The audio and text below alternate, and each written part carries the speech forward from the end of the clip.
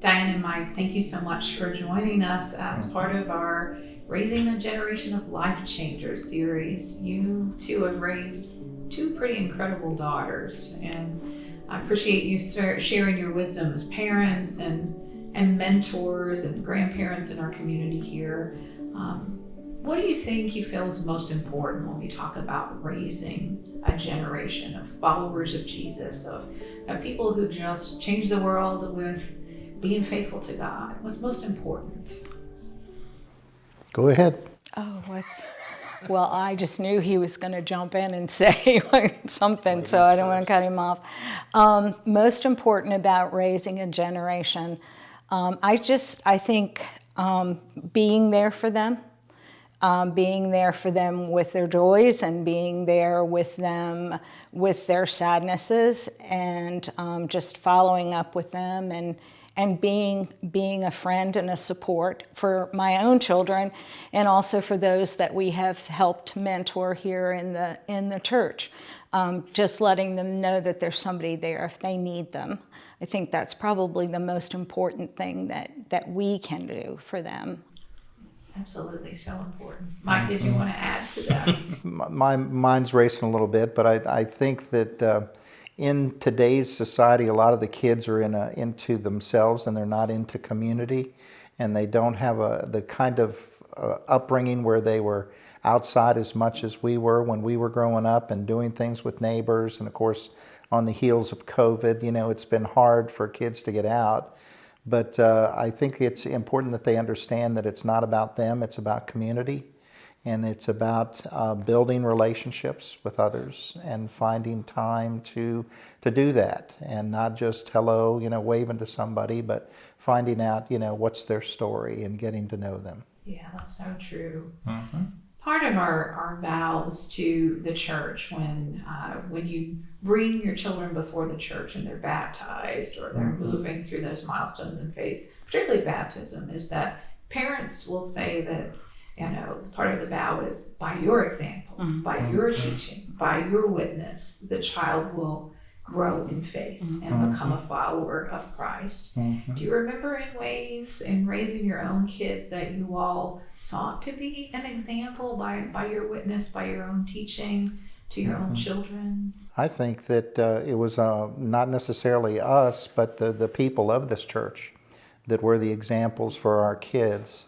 The Larry Tubbs, the Bonshires, the Phil Englishes, the Bill Evans, the other folks that these kids had the opportunity to get to know. And by taking those vows, there's the time when the church is saying, we will surround them, and making sure that again that we are doing that not just for our own children but for others. Your daughters, other kids that I've had the opportunity to teach, and Diane's had a chance to work with, since they were munchkins, and having the chance to be able to, help to guide them, help them to see, why it's important to feel loved in the church. Not necessarily just the building, but when we're doing service projects and other things like that. Yeah, Pastor Chelsea said it takes a village. That's that village metaphor. And I think also we were young parents, of course, when we had our children, and those very same people were mentors for us as to how to be a parent, how to be there, how to share your faith. Because we were young and we were working through a lot of those things too. And they adopted our children in that they would see them in the community. And even to this day, they're 35 and 40 years old, but they always ask, how are they doing? And especially Ashley, who doesn't live here, they're always asking about her. So, that's pretty special. And just to have that community that my children had, that helped them grow up to so many wonderful role models. And they were good role models for us. So we try to continue to emulate that. And you have. Yeah. Well, thank you. Were there times, I think all parents experience this, in parenting, where you had some pushback from your girls, and in the life of the faith when they were younger, and how did you handle that? I hear from parents now sometimes, well, I just don't want to get up early on Sunday morning and go to Sunday school or church. How did you handle? What's some advice when parents get that pushback? I don't know that I have any advice with that, simply because we never had to do that. That was just something that we did from the time they were little. They were in the nursery, and they grew up here and they felt at home here. This was like an extension. And Mike and I volunteered for so many things. On Sundays, we would be here from the time the doors opened until sometimes after the doors had already closed. So it was just, Megan loved everything about church. And Ashley loved the music. That was her thing. And we basically told them, you need to find the one thing in church that brings you joy. And they each did.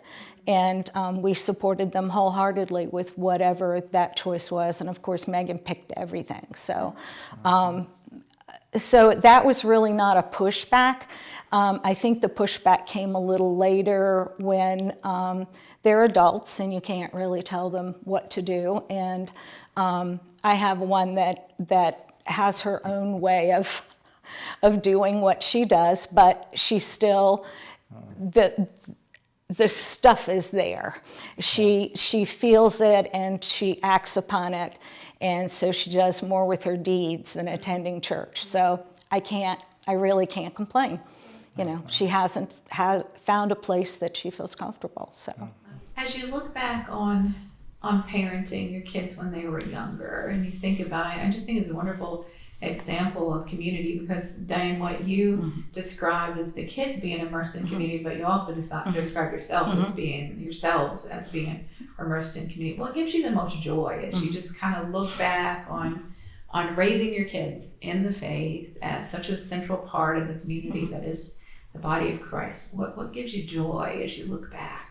Well, to me, the joy I see is not just with our daughters, but it's with the other kids that I've had a chance and Diane have had a chance to touch, and to see them succeed, and having the opportunity to go to colleges when they graduate from high school and just let them know, yeah, you're away from your parents and now you're out in the challenging world of temptation, but yet understand that, besides your parents, I still love you and we still care about you. And the same thing is true with Megan and Ashley, that, we tried to make sure that they were engaged in, Fred camps and other service projects and other things that in the immediate community or wherever we could take them, so that they were understanding that, church is sort of the starting point, in the Monopoly game or whatever you're playing, and that it just continues outside of the church. It's not the building that is the church. The church really is you going out and sharing God's love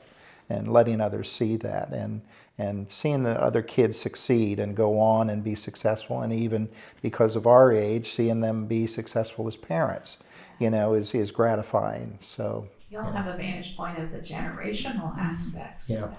Yeah. Other, just looking back and seeing joy into the present moment. Well, I agree that watching them grow, I still have a sense of pride, even though they're not my children. I remember holding them in the nursery or teaching them in kindergarten, and just watching them grow into the awesome people they are, and which is why Christmas is always special, because everybody comes home for Christmas. So it's just neat to see where they are and to see where their children are. And many of them we still stay in touch with, even though they're not in the area. And it's just a good feeling to see that. And to see that our children also feel that same way about this church, or any church for that matter, that they feel like that's where you're supposed to be. So, or that's where you're thinking. And I do agree that, and we have preached to our own, and we preach to all the rest, as Mike said, that church is not just here on Sunday. When you leave on Sunday night, it's not done. Now you've got to take what you've got, and you've got to take it out in the community, in your workplace, back to school. And I taught them that as kindergartners, and I taught them my own from teeny little things that we're not done. Church is not over. We just keep going. So This may not be connected, Gina, with your question, but I'm sitting here thinking about, because we work with the Micah community, in many ways, fortunately, a lot of the kids we see in church are not homeless or have not, left the home, and they're out on their own. I can't think of any kids, fortunately. But, I see ex-students of mine that are homeless, and I've encountered them, and right now I'm mentoring a few of those right now as a case manager for Micah. And to see them and to still have that connection that goes back years, I mean, in a couple of cases, decades, is gratifying to know that there's still that connection and they trust us to be able to give them help when they need it. Yeah. And that's important whether they're homeless or not. And that is the body of Christ, right? That family, that Absolutely. family aspect, and that's what mentoring is all about, living and witnessing the faith. Yeah. It's a beautiful example. Yeah. So when you look at your own children, or maybe the children that you have mentored over the years, what are you most proud of when you look at? I know there's Ashley and Megan, but all those children that you've helped hold in your hearts, what are you most proud of as you look?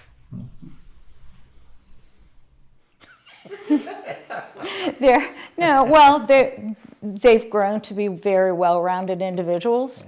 They, the ones that have grown and graduated from college, that we still stay in touch with, are contributing back to the society that we raised them to be part of. And I think that's certainly something to be proud of. As far as my own children, I'm just proud of me because we got there. So, because it's not easy. It's not easy to raise children, especially your own, because you love them so much. It's just really hard. It's hard to raise children, and you pray that you're doing the right thing because you don't really know. You don't really know. Wow. And they turned out all right. Proud. Ashley doesn't have children. She has a dog. And so that's her baby, but in her own way, I'm proud of the fact that she's been successful and followed a path that she finds joy in, and she's doing healthcare design. And roundabout way, it's serving people by a passion that she has to do the interior design and architectural design that she does with the architectural firm.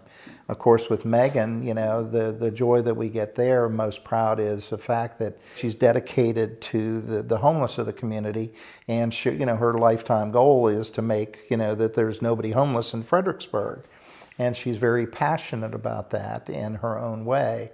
But I'm proud of the fact that she's got two beautiful, beautiful young sons. Well, as we're wrapping up, what advice do you want to give our congregation about being responsible? Because you all have tried to be responsible to raising the next generations. It comes down to sacrifice and priorities, I think.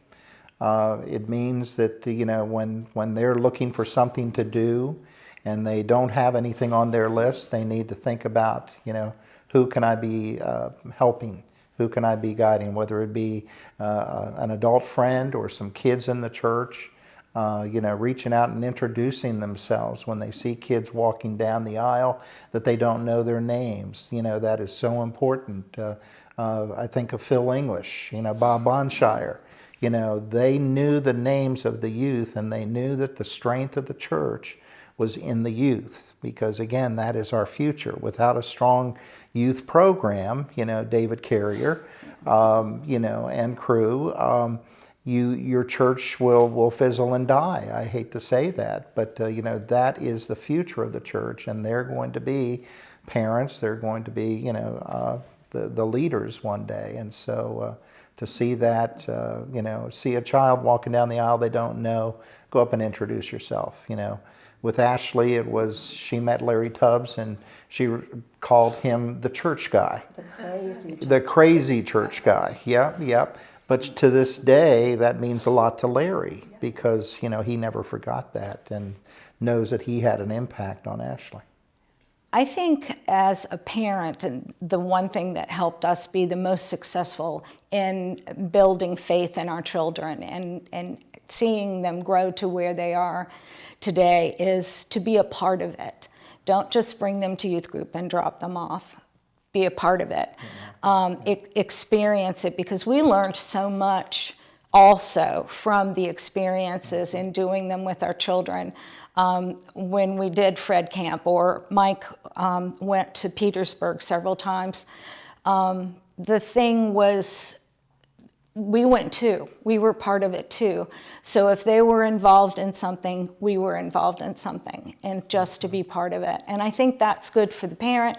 It's also good for the kids. And I firmly do not believe that kids don't want you around. Yeah. They do want you there.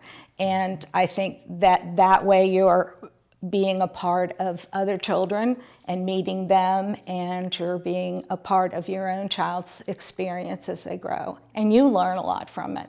So I would highly recommend whatever they do, jump right in there too. Doing faith together. That's right. There you go. Wonderful.